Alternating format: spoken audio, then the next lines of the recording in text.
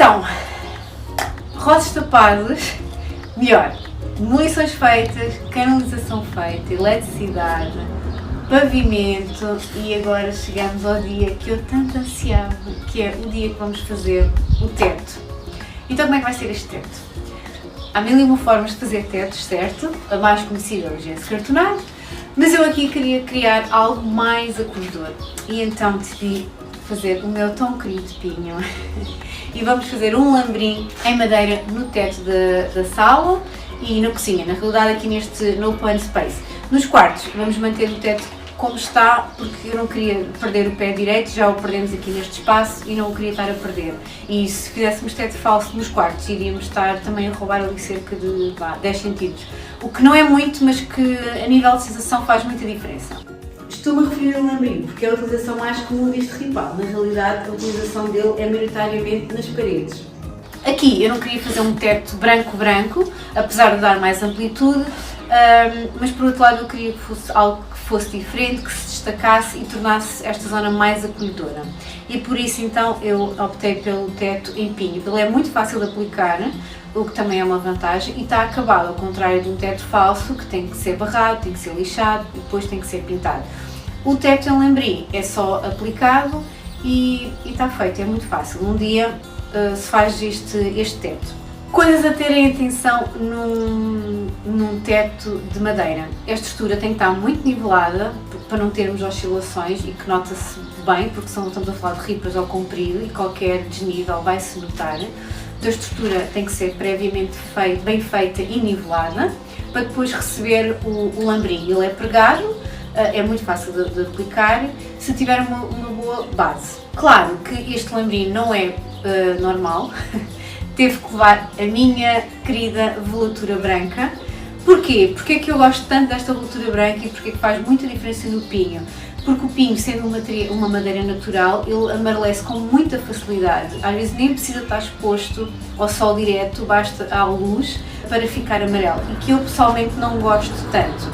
Portanto, a velatura branca foi aquilo que eu encontrei para aplicar no pinho, seja em móveis, seja em pavimento e até no teto. Ele tem que ser feito em oficina, porque não podemos fazer na obra. Quer dizer, poder até podemos, mas o resultado final não vai ficar tão bom porque ele ou é muito bem feito ou vai ficar manchado. Uma coisa a terem muita atenção no pinho é porque estamos a falar de madeira e ela inevitavelmente vai trabalhar. Ela não pode ficar mesmo encostada às paredes porque pode dilatar e contrair e depois pode danificar as paredes à volta. E então, ou das duas uma, ou deixamos uma folga e colocamos depois uma sanca para colmatar esta folga, ou então podem sempre fazer como eu fiz aqui, que é uma boa dica, que é nós vamos colocar primeiro o teto em lambrim, vamos deixar essa folga e só depois vamos isolar as paredes com o gesso cartonado. O que é que isto me vai permitir? Vai-me permitir que o gesso cartonado faça o remate toda à volta da madeira. Como ele vai ficar, sempre fica um pouco afastado, eu vou sempre conseguir tapar esta falha toda à volta do lambrim e consigo ficar com uma junta entre teto e parede linear, sem preciso ter uma sanca, sem preciso rematar com silicone, que com o tempo vai sempre abrir. E então aqui o ideal era tentarmos evitar levar ali alguma massa de remate. O gesso cartonado vai ficar cerca de 3-4 mm afastado do teto em madeira, que vai permitir a madeira trabalhar quando tem que trabalhar. O trabalhar, quando falo em trabalhar, desculpa-me este termo, mas isto uma pessoa anda na obra e é aquilo que eu é quando o material dilata e contrai, ou seja, ele precisa de espaço para estas oscilações que acontecem muito, principalmente quando há amplitudes térmicas e quando o material é natural. E agora vou-vos falar um bocadinho do gesso cartonado e o porquê que foi uma das soluções que adotamos para revestir as paredes para o interior.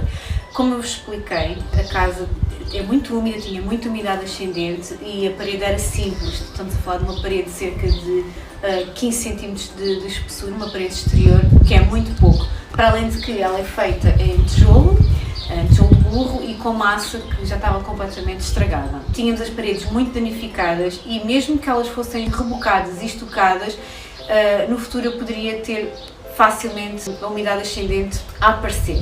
Partindo do mesmo princípio que fizemos na laje, uma caixa de ar, nas paredes vamos fazer o mesmo. Dessa forma, optamos por colocar perfis Omega, que têm cerca de 1,5 cm ou 1,5 cm, que me vão fazer esta ventilação das paredes. Depois são revestidas com as placas de gesso cartonado.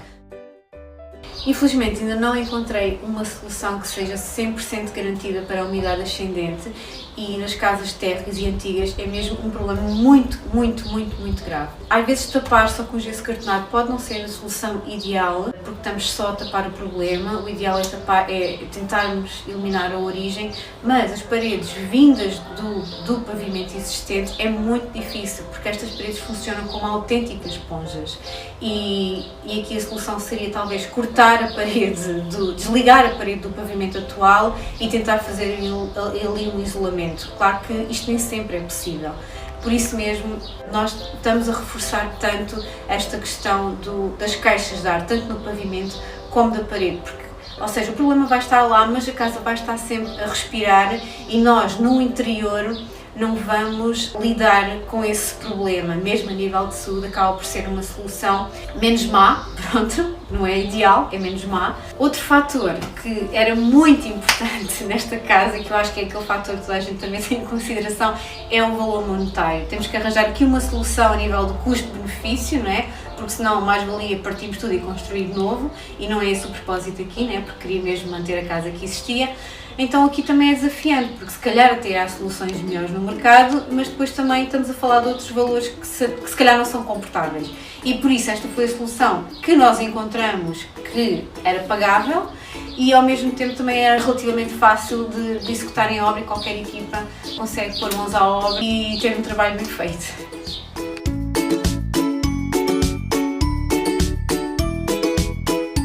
Para vos mostrar melhor como é que o remate do gesso cartonado vai ser feito com o teto em madeira, lembra-se que eu vos falei que íamos ficar ali com cerca de 3-4 mm de folga. As placas vão ser cortadas quase junto à madeira e depois levam uma cantoneira de remate, que é aquelas cantoneiras que se põem nos cantos das paredes. Nós aqui vamos colocá-la no topo da placa, vai ser enchida com massa, depois lixada e vai fazer este acabamento, esta finalização da parede até ao teto falso. Portanto, a casa vai ser toda revestida a gesso cartonado, todas as paredes vão levar este perfil Omega e esta caixa de ar. E para mim tem uma grande desvantagem, que é a perda de área útil. Estamos a falar de 3 cm em cada lateral.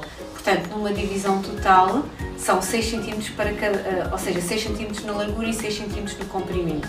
Pode não parecer muito, mas numa casa muito pequenina, que tem um quarto de 7 metros quadrados, faz muita diferença. Mas lá está. Temos que fazer opções na vida e nem tudo nas obras é lindo e maravilhoso e temos que abdicar de algumas coisas em prol de outras e quando estamos a falar de coisas funcionais e que sejam melhores para a nossa saúde, isso pesa muito. Vamos ficar com um quarto mais pequenino, com uma cama, uma cama, mas é o que é e temos que saber lidar com isto e tentar descomplicar um bocadinho, porque senão é muito difícil tomar decisões e decisões que sejam eficientes. Então, uma vez que as paredes estão muito danificadas e estão muito irregulares, temos zonas que se calhar têm uma diferença de 2 cm de baixo para cima, é muito importante que os perfis Omega, quando são colocados nas paredes, sejam nivelados, não é só chegar aqui e aplicar. Tem que ter algum cuidado nisso. Há algumas formas de fazer este nivelamento. Aqui neste caso eles optaram por colocar uns tacos de madeira, que cortaram aqui na obra à medida e vão colocando conforme acha necessidade e assim conseguimos garantir que o perfil Omega fique exatamente direito e de nível, o que depois vai ser meio caminho andado para que a placa de gesso cartonado também fique de nível e fique bem executada.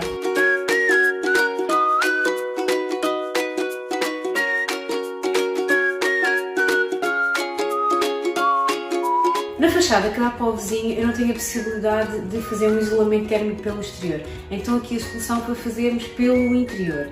Como toda a casa vai ser revestida a gesso cartonado com o perfil Omega para fazer a tal caixa de ar, nas paredes que dão para o vizinho vamos colocar umas placas de gesso cartonado da Placo, é uma placa que tem PS de 2 cm de isolamento térmico. A placa é a Placo Amor e para aplicar utiliza-se a cola MAP também da marca Placo. Portanto, como eu não tenho forma de fazer o isolamento pelo exterior e não quero roubar muito espaço no interior, porque como eu já vos expliquei, a casa é mesmo muito pequenina e eu não posso estar a roubar muito mais área útil. Eu não conseguia, por exemplo, estar a fazer uma parede falsa outra vez, em que colocava os perfis ômega, mais isolamento e depois a placa de gesso cartonar. Assim, é uma solução muito mais rápida de aplicar, em que é só chegar, colar e fico com a parede toda isolada. Não tenho a zona dos perfis sem isolamento, por exemplo, e consigo evitar aqui pontes térmicas que possam existir entre o interior e o exterior. Não é a solução ideal porque não me vai fazer grande isolamento térmico, mas é melhor que nada.